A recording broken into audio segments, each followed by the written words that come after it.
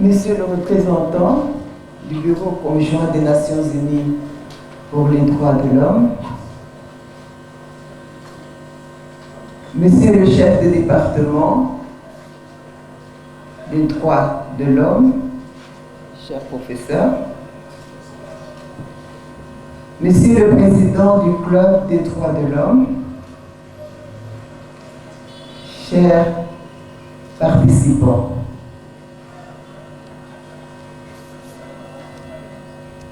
le sujet qui m'a été proposé s'intitule « De la vulnérabilité de la femme dans les conflits armés ». Je voudrais, à titre d'introduction, parler un peu d'un parcours de conflit que nous connaissons tous ou que nous sommes censés connaître. Comme vous le savez, de 1998 à 2002, un conflit militaire a opposé sur le sol congolais plusieurs pays africains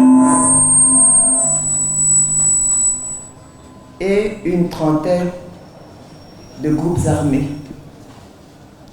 Pour y mettre fin, un gouvernement de transition est formé en 2003, dirigé par l'ancien président Joseph Kabila et incluant les chefs des principaux groupes rebelles, communément appelé le gouvernement de 1+4.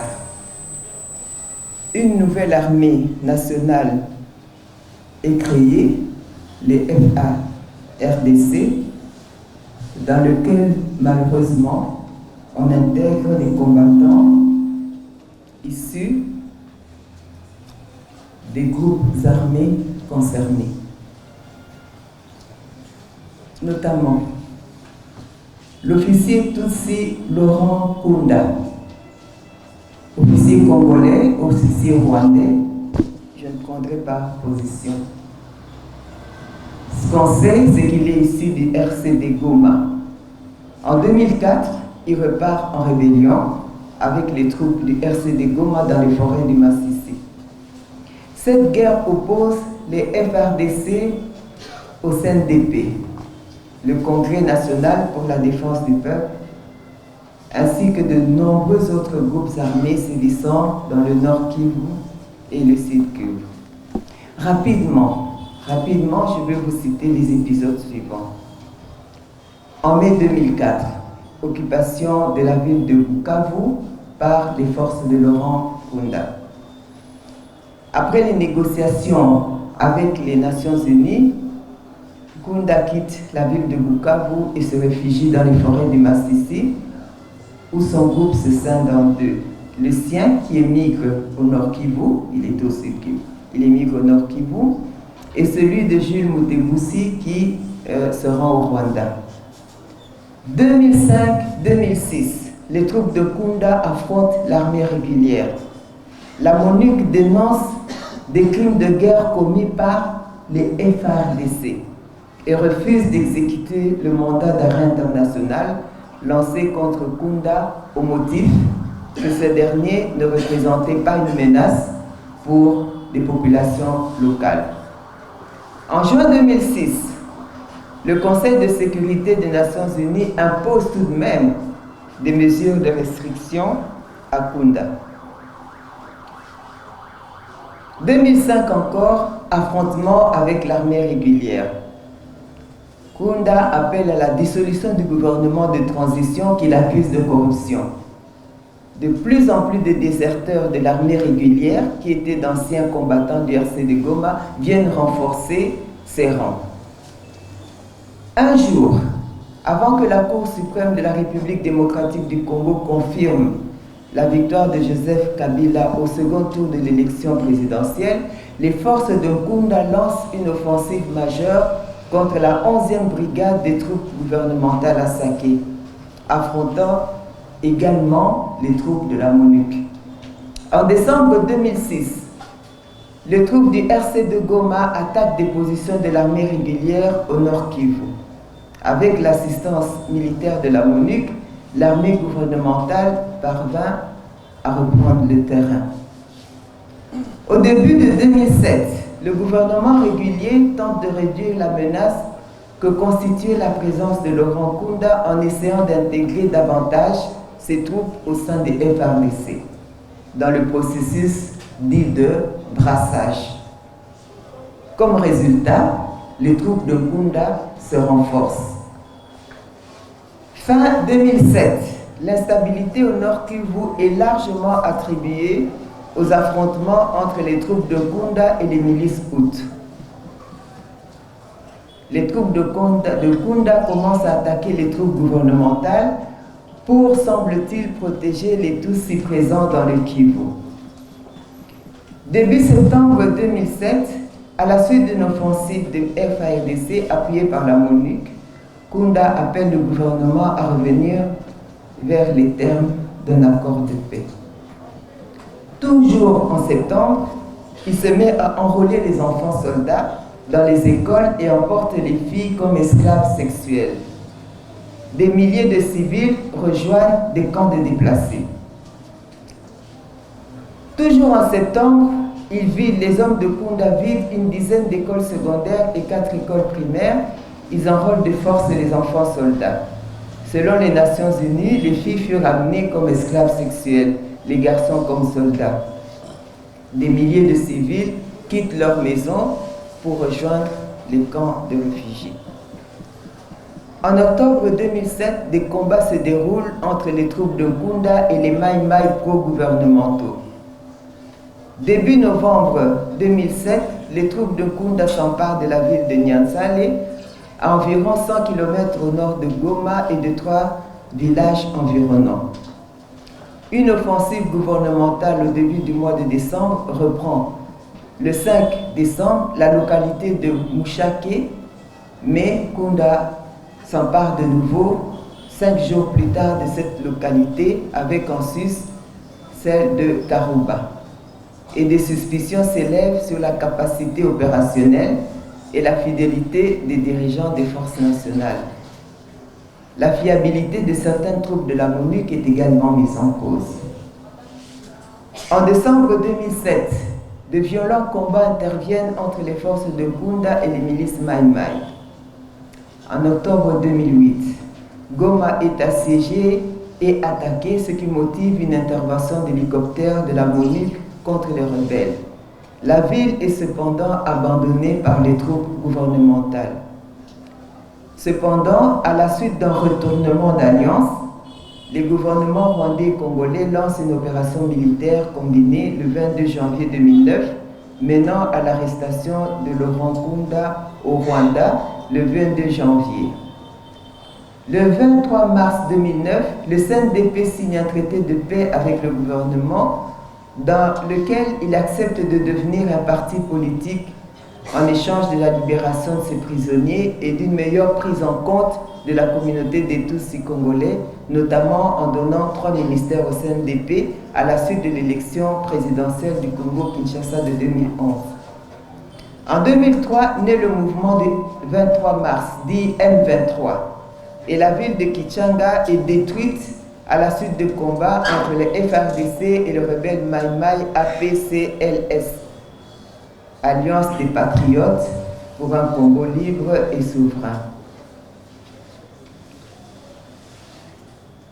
En 2012 déjà, le M23 reprend les armes et prend le contrôle de Bunagana et de Rutshuru.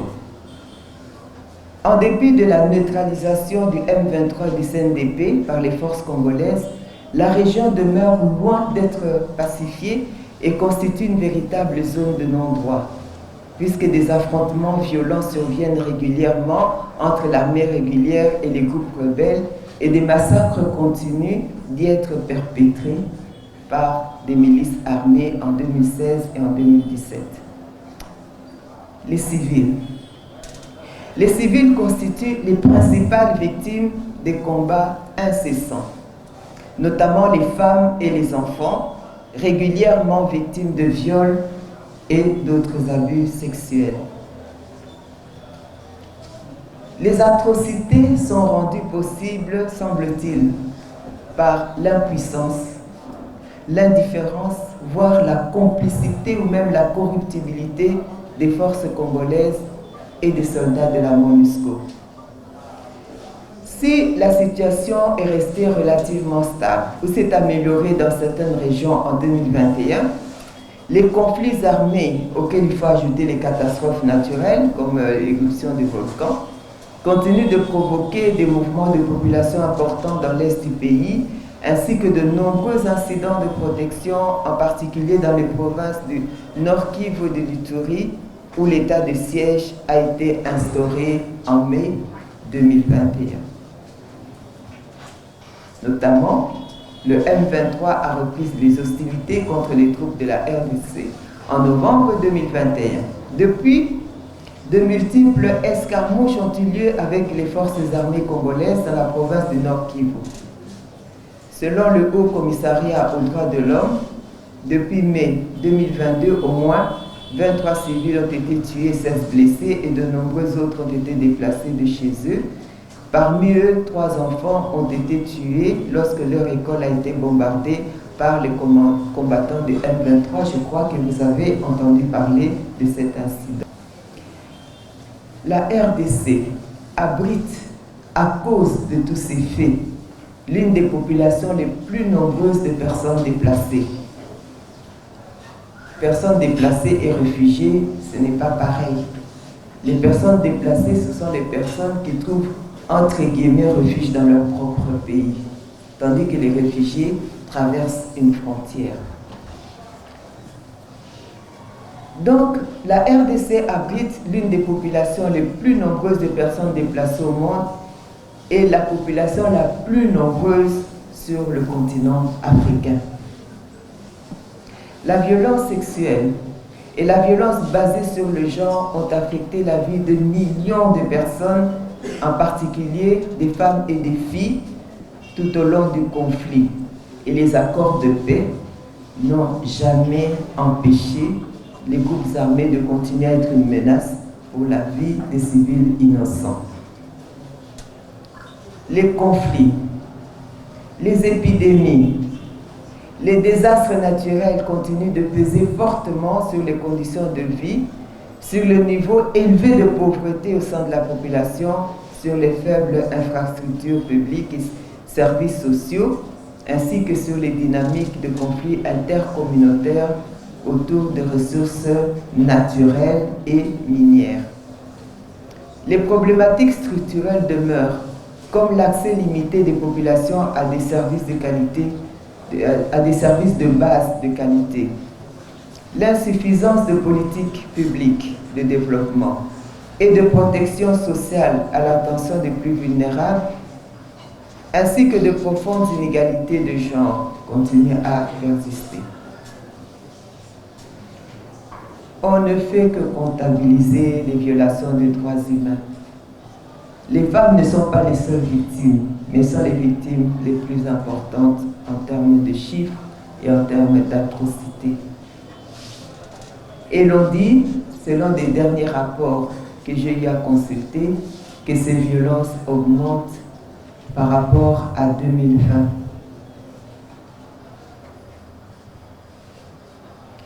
Je ne vais pas m'attarder sur les statistiques parce qu'on ne sait pas si ces statistiques sont consolidées ou bien c'est chacun qui a ces statistiques. Ça risque de donner une mauvaise impression. Mais en gros, 94 ou 94% des femmes et des enfants sont victimes des exactions et des violations graves dans ces contrées en conflit. Les femmes et les jeunes filles, surtout, sont la cible et la proie de plusieurs groupes armés parce qu'en fait, elles ne bénéficient pas d'une protection réelle de l'État. Et on sait qu'en période de conflit, et de troubles, il y a toujours survenance des violences sexuelles, même dans les contrées où d'habitude il n'y a pas de conflit armé.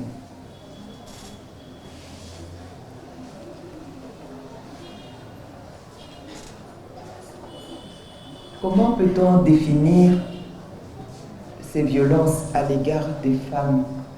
D'après les Nations Unies, les violences en question sont des actes dirigés contre le sexe féminin et causant ou pouvant causer aux femmes un préjudice ou des souffrances physiques, sexuelles ou psychologiques, y compris la menace de tels actes, la contrainte ou la privation arbitraire de liberté, que ce soit dans la vie publique ou dans la vie privée. Ces violences entraînent des problèmes de santé physique, mentale, sexuelle, reproductive chez les femmes victimes. Et je pense que le docteur Mukwege peut s'étendre largement sur ces atrocités commises sur les femmes. Mais attention, c'est vrai que la violence à l'égard des femmes a été mise en exergue dans des zones où des conflits armés subsistent. Mais il ne faut pas oublier que les femmes sont violentées aussi dans les zones où il n'y a pas de conflit. Et notamment au sein du couple, la violence sexuelle constitue un problème majeur et persistant de santé publique et de violation des droits fondamentaux des femmes. De même que la femme est un être qui permet la reproduction, de même, elle peut être forcée dans des situations de trouble de participer à la destruction de plusieurs vies, notamment avec la transmission du VIH-Sida. Ces dernières considérations me permettent d'approfondir la question des violences dont les femmes sont victimes. Il s'agit particulièrement de viols systématiques. Pourquoi les femmes sont-elles victimes de toutes ces violences? C'est à cause de leur place dans la société et de leur sexe. L'image qui est véhiculée sur les femmes est une image négative. En même temps, on encense la femme, c'est la mère, c'est celle-ci, c'est lorsqu'on éduque une femme, on éduque une nation, mais il y a divergence entre ces représentations-là et la façon dont les femmes sont traitées. Il suffit de voir comment dans les zones de conflit,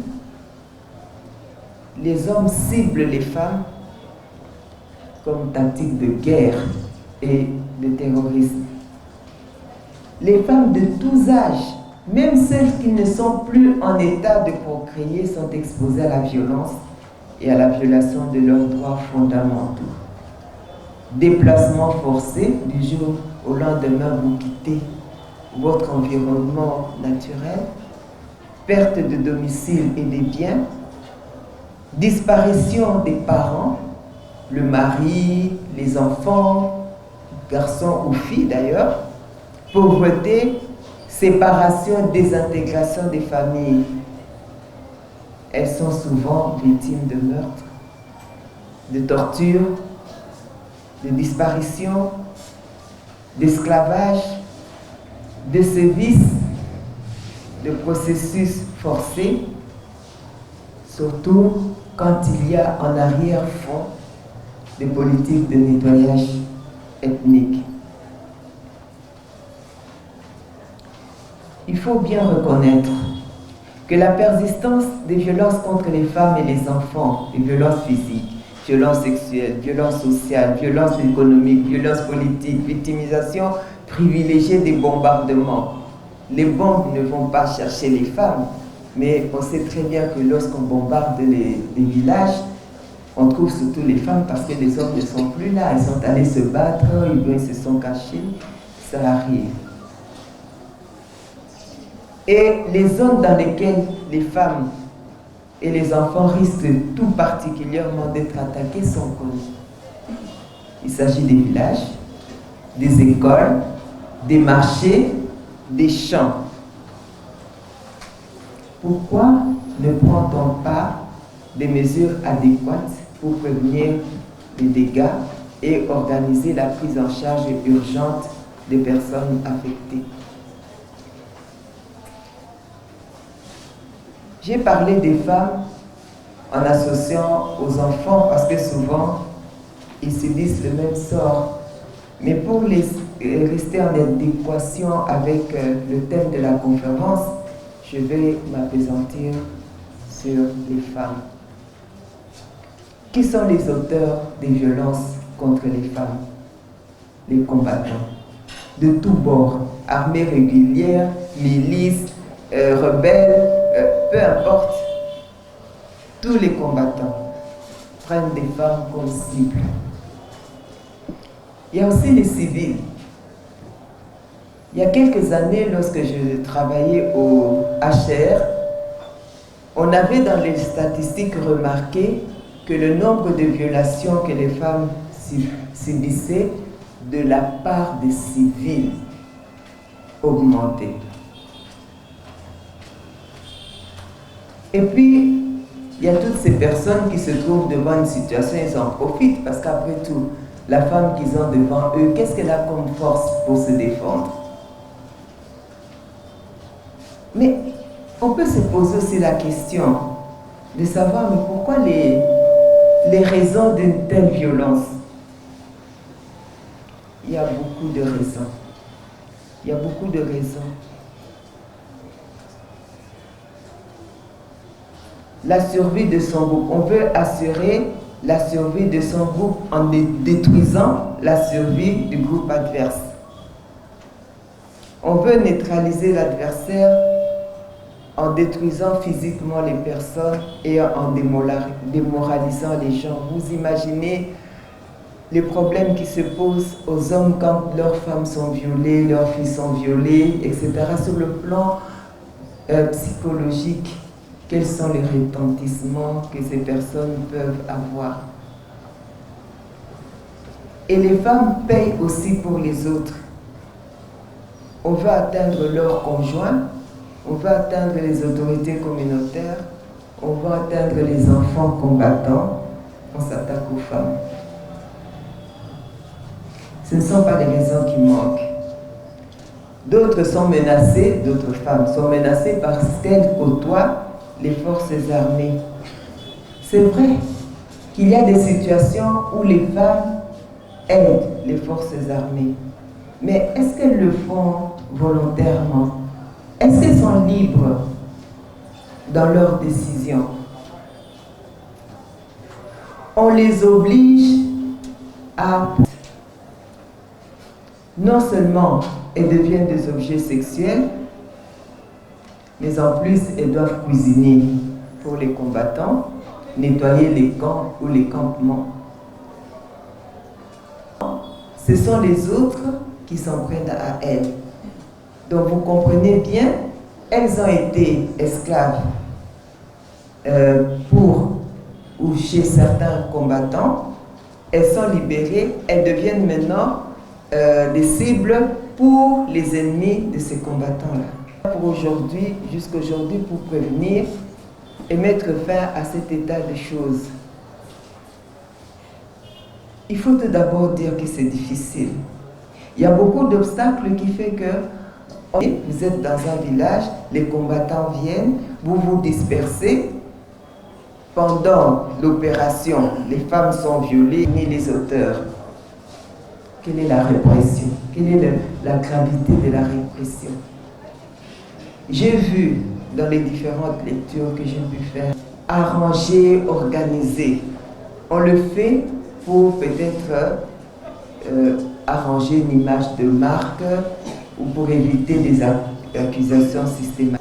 Je n'ai pas voulu entrer dans le cadre juridique parce que les documents, les textes importants, le professeur Kalinj en a parlé tout à l'heure, mais il y a évidemment plein de textes qui protègent la femme, mais c'est toujours la même chose. On a les textes, mais la pratique, est-ce que cette pratique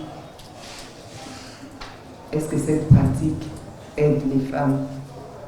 J'ai consulté une collaboratrice de Madame Lusengue qui m'a donné quelques idées. Elle dit qu'il faut autonomiser les femmes, il faut les impliquer dans le processus de gestion des conflits, il faut faire un audit de sécurité en matière de violence basée sur le genre et d'exploitation et abus sexuels. Il faut encourager les discussions communautaires. Quant à moi, en l'absence d'un audit intégré, des accompagnements qui sont réalisés, je réserve mon opinion et je poursuis la réflexion. Je vous remercie.